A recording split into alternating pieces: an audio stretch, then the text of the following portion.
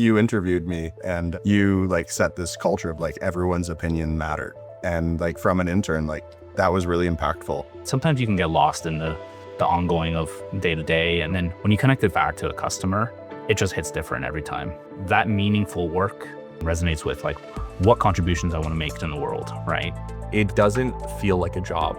It feels like part of my life and like a fun outlet for me to like both expand as like a technical leader and have an actual impact on this world.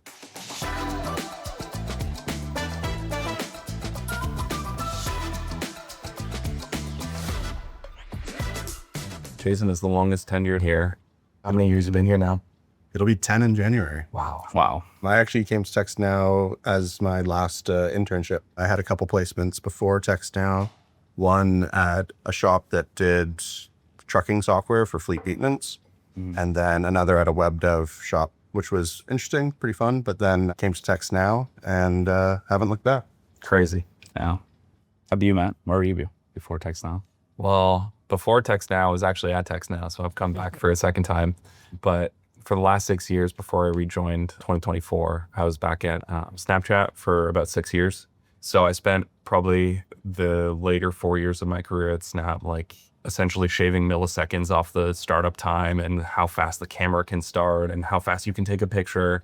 And it was super cool to just see, you know, when you multiply that out by like 1 billion people, it's like, wow, I just saved like 8 years of human time because the app starts slightly faster, you know? That's cool. We used machine learning to try and understand based on a bunch of different parameters of the camera on your phone, what are the best settings that we can actually set up for you so that it optimizes for both speed and quality. So I got to work closely with some of the engineers at Apple, like we're on calls with them all the time. And yeah, it was pretty cool.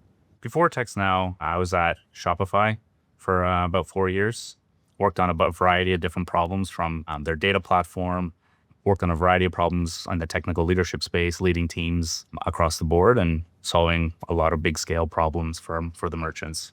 After that, I went to the Score, solved some even more higher scale back-end engineering problems around data, sending data to the clients, basically serving all their sports feed and betting data across the board.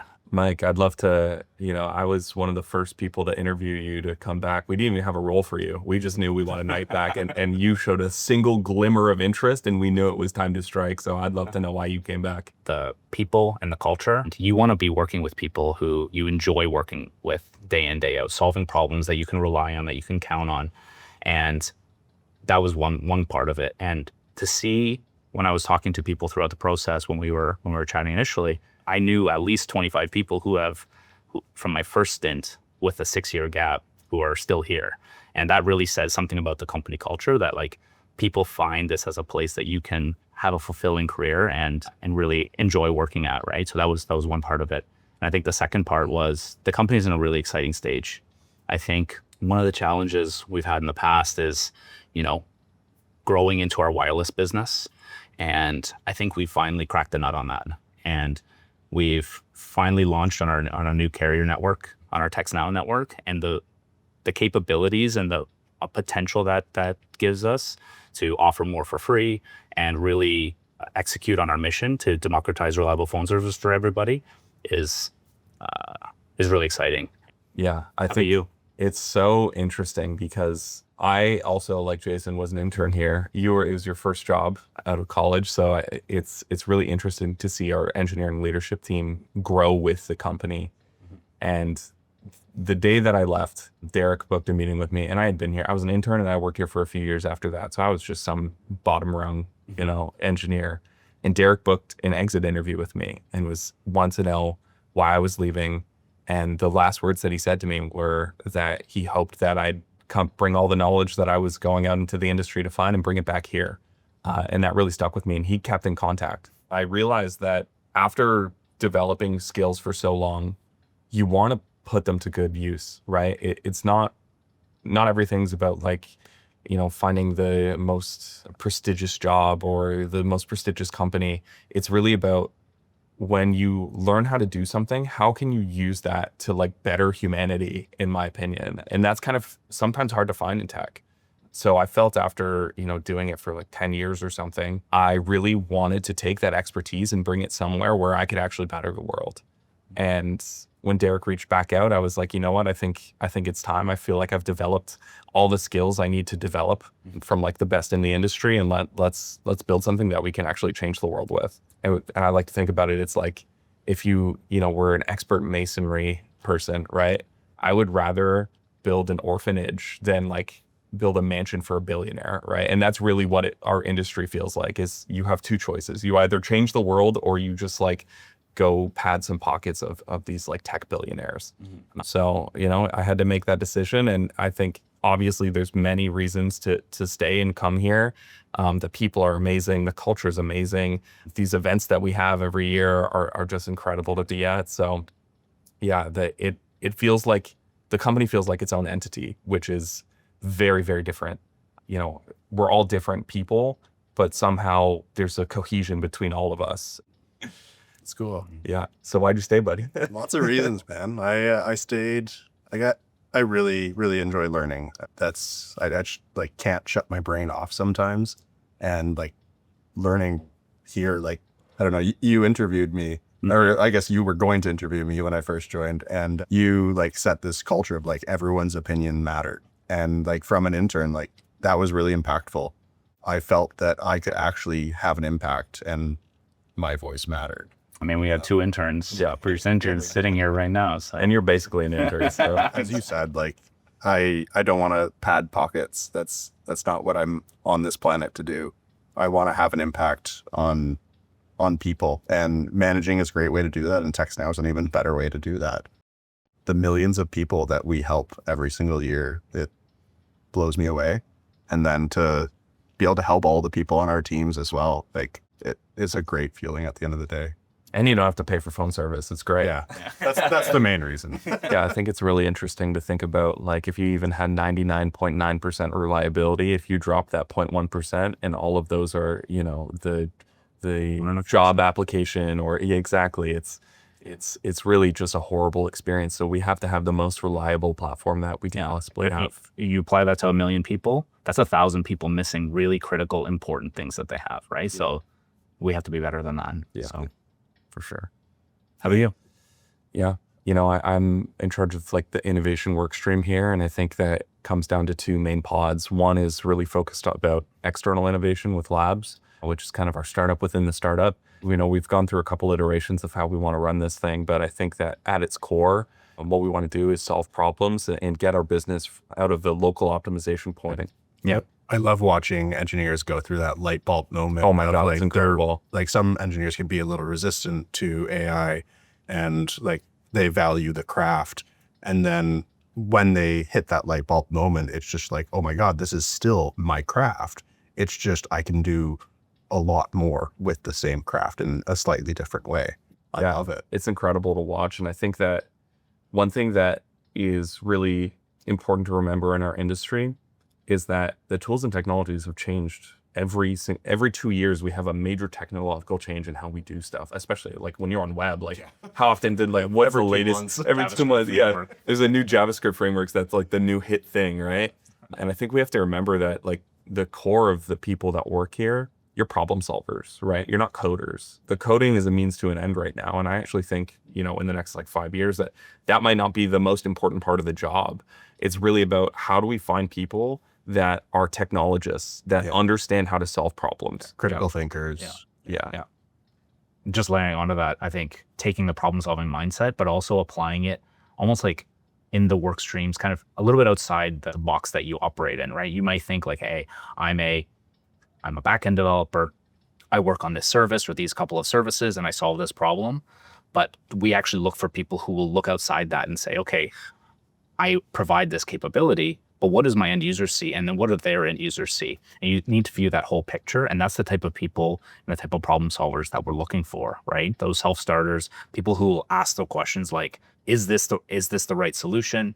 Are we solving the right problem? Is there more that we can do to help with improving the customer experience, and not just staying in my box and saying, this works, this is the API contract, and deal with it, right? Yeah, we don't have a team full of like task takers. They're critical thinkers. Yeah. They think on their feet, take action. Yeah, it's really cool. When you have a company like this, everything is your problem, right? It's not somebody else's problem. When, something breaks or like the data coming in from your new feature or whatever isn't working, that's your problem to solve.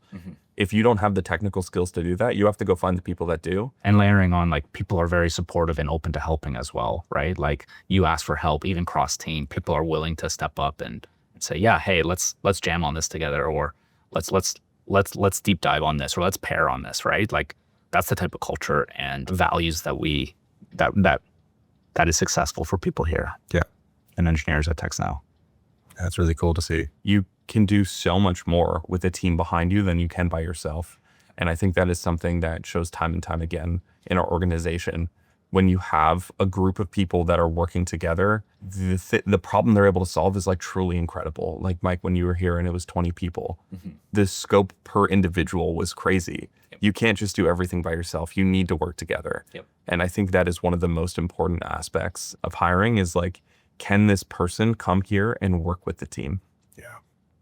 Yeah, I really agree. And like you touched on something earlier, it's like self-starters. It's like they're not just waiting to be asked or be told what to do. They're eager to go and find problems to solve and putting their hand up. And they challenge the status quo, Yeah. right? Where they don't assume what's been done before is the way we should continue doing that, right? Yeah. It doesn't mean that we're always changing what we're doing time and time again, but sometimes it's like, you know what? That part's not really working for this area, this problem, and we could do it better. And here's how, right? Not just pointing out a problem, but also bringing a solution along with it. Yeah, 100%. Yeah, and making sure that the problems that we do solve are important. I think that is like a key attribute for people is being able to relay back to the business, why are we going to solve this thing? Because at the end of the day, the code is a means to an end, right? It's really about what are we trying to fix? Like if we fix tech debt or go back and refactor this service, what positive impact is that going to have to our customers? And I think that when we take every project, that's what we look at. Yeah. And there's good reasons to do that, to address that technical debt, right? Whether it's reliability, whether it's scale, whether it's costs, right? There are good reasons to do that. But like you said, it has to align with, our mission of improving, democratizing reliable phone service and building a great business, right? Yeah. Yeah. There's a project that I worked on as a co-op that I think you assigned to me. And it was, we were like whitelisting some like UA traffic or something. And it's like, whoa, this has nothing to do with the web. So I did iOS, I did Android, I did backend, and it was so cool. It's like, it was a great opportunity. And that's the exact type of person like we look for is like willing to step outside their comfort zone. Exactly. Going outside the breadth, like to solve the actual problem, right? You're not just within your box of a web developer, right? Yeah. Mike, other than working with me, what's the best part about working with me? I think we said it before, but the people and the mission, right? Like knowing that we are solving a problem, like seeing the customers and the way that it impacts their lives. Somebody has just lost a job. Somebody, they can't afford their bills. They can't afford their phone service. And the fact that we give them a lifeline, connecting the work you do daily to that, sometimes you can get lost in the, in the rigmarole of the ongoing of day to day and like what you're doing. And then when you connect it back to the customer, it just hits different every time. And that's something that you don't get everywhere. And that's something that like that meaningful work, I think really resonates with me and resonates with like what contributions I want to make in the world, right? So that part. And then, like I said before, people are awesome here. We have no brilliant jerks as our hidden sixth value. People are willing to help. People are willing to just be humanizing, right? Like this Waterloo week that we're here talking with people. It's been great to just interact with people, spend time with them, learn about not just what they're doing, but their life or who they are as people, what makes them tick. A lot of that unstructured time is, that's really been really great for me. So the people and the mission for me. I think like in everyone's life, they're like highs and lows, right? And on those low days, the thing that really keeps me going is like, it's the people. Like it's the people that we work with and the people we have impact on, the lives we change on a daily basis. It's like, I don't know where else you could go and have that type of impact on that many people's lives. It's amazing. Yeah, it's incredible. There's a lot of really great reasons of why I came back and why I want to work here. I think that the one that stands out is always the people. The people here are incredible, and it feels stupid to say that. I know a lot of companies brag about their culture and values and whatever, and it always feels like bullshit, but it actually isn't here. And like, I mean that for real, 100%. 100%. The values here actually craft how people work. It is every single Q&A or town hall or whatever, we reinstill why the behaviors or why the changes or why whatever we're doing are in relation to or directly related to our values, which is very different. A lot of times it feels that like big corporations, it's like the values are the things that you have to do when you join. You have to like go read them and like fill out the quiz or whatever, and never ever again are they brought up. Right. It is crazy how impactful the values we chose and we live by every single day. And I think that the other thing is like, obviously the work, like I know Derek talks about, he really wanted to build a great place to work that you're excited to work by. And it's not like I get up every morning and I'm like got a shitting grin on my face and I'm ready to like go to work, but it doesn't feel like a job. It feels like a part of my life and like a fun outlet for me to like both expand as like a technical leader and have an actual impact on this world. So, you know, I wouldn't say it gets me out of bed in the morning, but it's the closest I've ever had in a job. So I wanted to like build on the values, because I think like you're right, like the values, they're not just plastered on the wall, they're part of how we operate. And like one of the things that gives me a lot of confidence in decision making is like, especially when facing difficult decisions, is bringing in those values. And I find they always lead me to a good decision. It's really great to have not just values plastered on the wall, but something that we can base our decisions off of. And because we base our decisions off of them, they're the right decisions. we're all so different, but there's something that is like binding, and it's that like it factor. And I don't know what it is. It's the mojo of TextNow. We are able to hire people that are like-minded in the sense that they have the same core, but everybody is so different. And we see that when we go to like company events and stuff. We did karaoke last night and that was like 20 people going crazy. I was in screamo bands my whole life, as evident by my emo look constantly. And it was really fun. Like everyone was super excited when I started screaming on stage, and it was like, that's weird, but it's fun and it's quirky and it's cool. And I think that there's so many different people like that at this company that just have crazy special interests. Yeah. We had, during this week here, we had people who were actually DJing live set and passing. Oh my God. Yeah. There was back sets, there was right? multiple of them. Yeah, exactly. That was awesome. There's people who are dungeon masters here, right? There's people who ran our own trivia night, which is like well received, and it's like a hit that comes back every year. And like they spend that time of like building that community, but those like they have those hobbies and those things that make them unique and make them different. And we celebrate that, and we actually encourage people to bring that to and share that with the people at the company, right? So yeah, and we let Jason work here, so that matters. Thank you, I appreciate it.